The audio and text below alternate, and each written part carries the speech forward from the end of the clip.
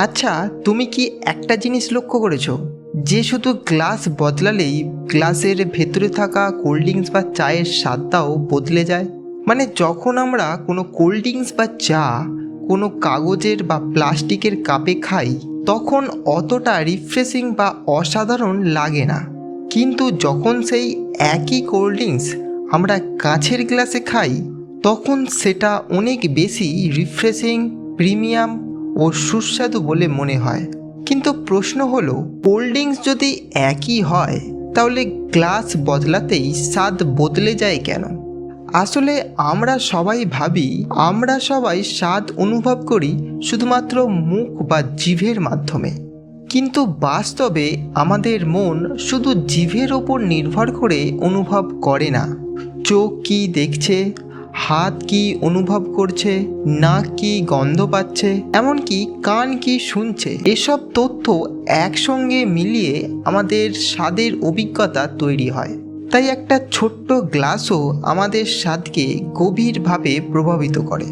মনোবিজ্ঞান এই ঘটনাকে সেন্সরি ট্রান্সফার বলে, অর্থাৎ একটি ইন্দ্রিয়ের অনুভূতি অন্য একটি ইন্দ্রিয়ের অভিজ্ঞতাকেও প্রভাবিত করে।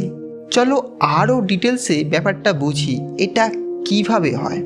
এটা হওয়ার মূল কারণ হলো গ্লাসের কোয়ালিটি। কারণ ছোটবেলা থেকে আমরা দেখে এসেছি কাঁচের গ্লাস সাধারণত প্রতিদিনের ব্যবহারের জন্য নয়, বিশেষ অতিথি এলে বা বড় রেস্টুরেন্টে কাঁচের গ্লাস ব্যবহার করা হয়। তাই আমাদের অবচেতন মনে একটা ধারণা গেঁথে গেছে যে কাঁচের গ্লাস মানেই উচ্চমানের বা প্রিমিয়াম কোয়ালিটির। তাই কেউ কাঁচের গ্লাসে কোল্ড ড্রিঙ্কস দিলে মন সেটাকে খাওয়ার আগেই ধারণা করে নেয় যে এটা নিশ্চয়ই ভালো সুস্বাদু হবে। আর এই পজিটিভ ধারণাটাই একটা সাধারণ কোল্ড ড্রিঙ্কসকে অসাধারণ সুস্বাদু ফিল করায়।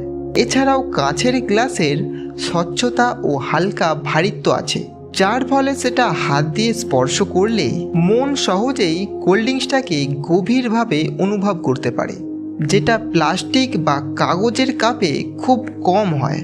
তাই তুমিও একদিন কাঁচের গ্লাসে কোল্ড ড্রিঙ্কস বা চা খেয়ে চেক করে দেখতে পারো স্বাদটা অনেকটা বেড়ে যায় কিনা।